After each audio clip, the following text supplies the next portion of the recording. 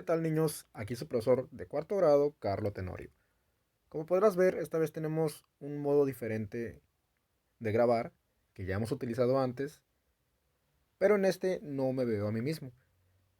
La razón es porque en la que yo aparezco solo tengo 15 minutos y en este es ilimitado.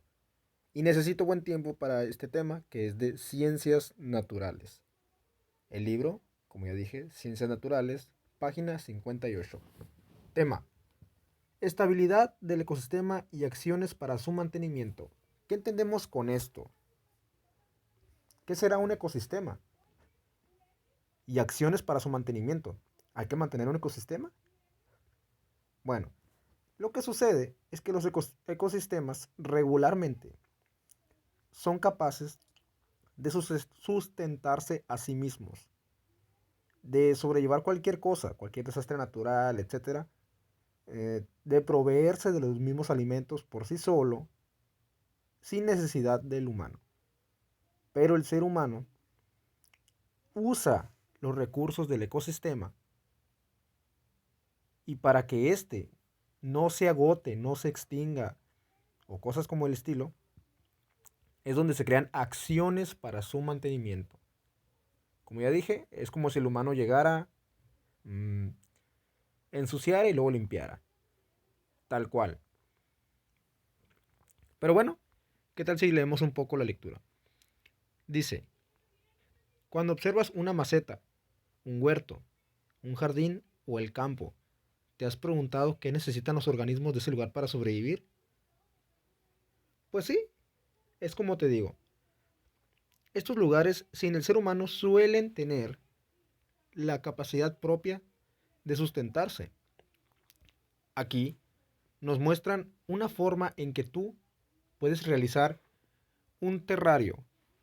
Aquí está donde dice experimento, observa y analiza. Es un terrario, es un suelo en el cual tú pones diversas formas de vida, por así decirlo. Aquí dicen las instrucciones: grava, tierra, hojas secas, insectos y caracoles vivos, agua, troncos pequeños, piedras pequeñas. Siempre recuerda que el agua es conocida también como la fuente de la vida, pues donde hay agua se reconoce esto desde siempre. Donde hay agua, hay vida, ¿sí? No vamos a realizar este experimento, pues requiere bastantes materiales que no te voy a pedir, pero ¿qué te parece si leemos un poco? En el terrario que acabas de construir existen diferentes especies de animales, plantas, hongos y bacterias. Las bacterias son la raíz de la forma de vida. Es decir, las bacterias fueron primero que todo. Y gracias a su desarrollo es como se fue desarrollando la vida en el planeta. Al menos eso es lo que nos dice la ciencia. La ciencia que investiga y comprueba las cosas. Este conjunto de seres vivos puede mantenerse durante mucho tiempo en el terrario, pues entre ellos se establecen relaciones que propician un equilibrio.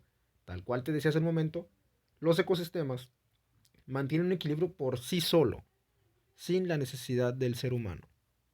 Vamos a avanzar a la siguiente página. Aquí mira, podemos ver un ecosistema muy bonito. Hay agua, claro que hay agua. Hay árboles, plantas, insectos, animales, por supuesto. Y dice así: el ecosistema. Pues esto es un ecosistema.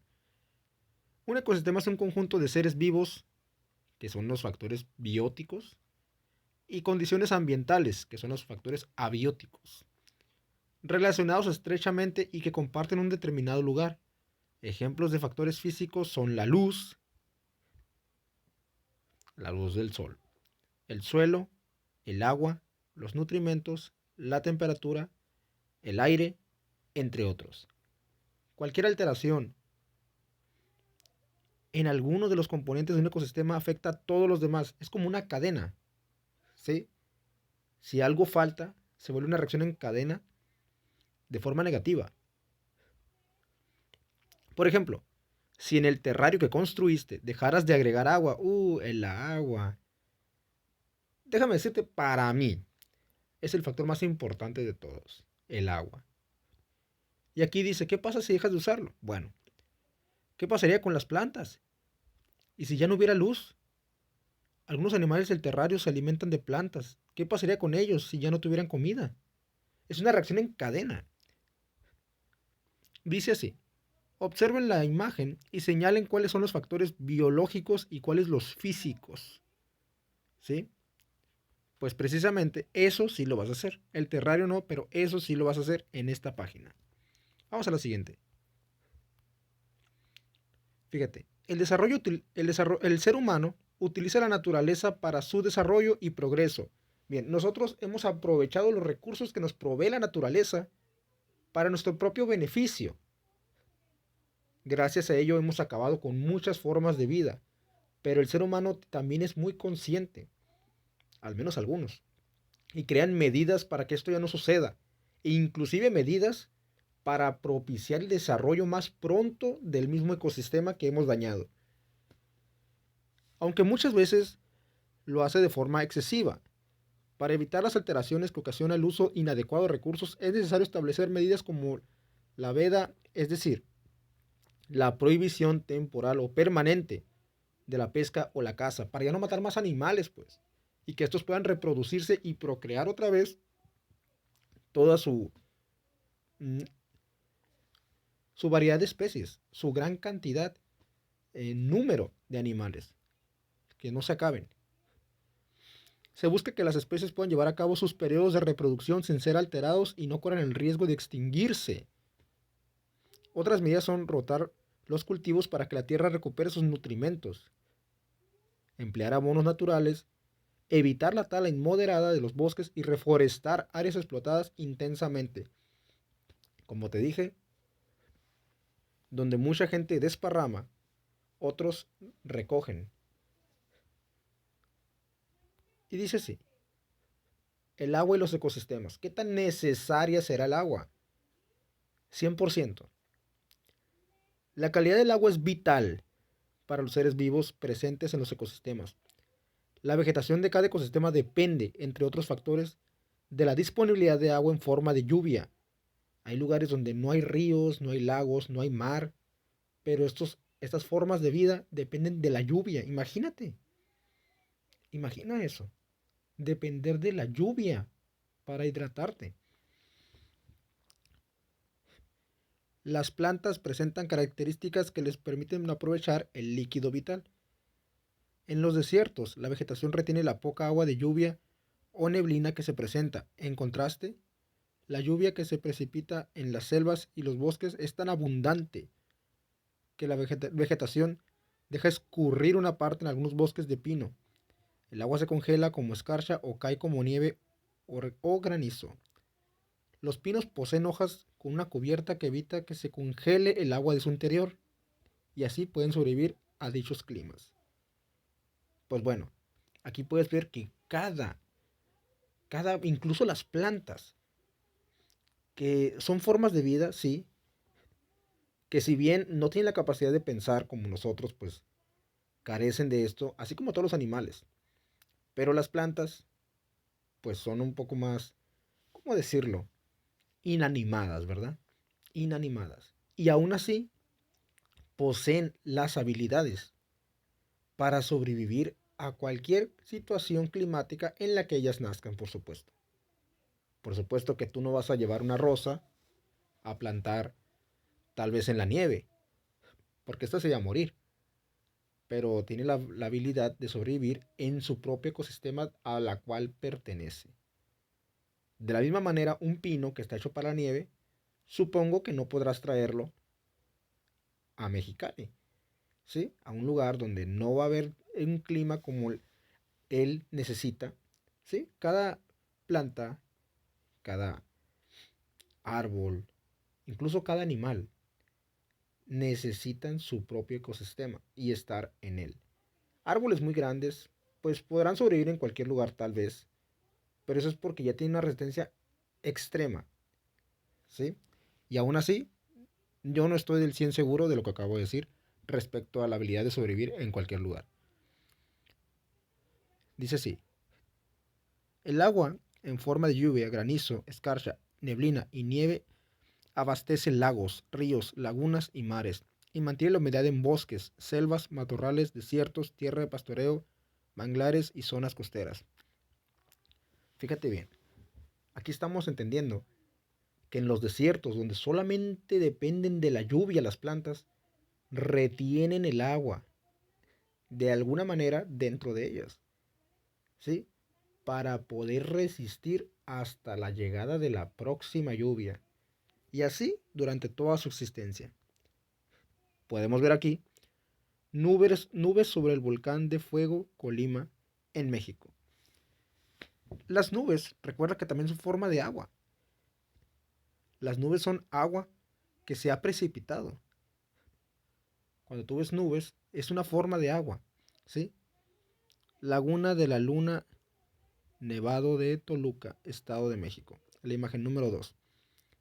Arriba vemos una neblina, abajo un lago, y acá abajo podemos ver una cascada en San Luis Potosí. Formas de agua, por supuesto.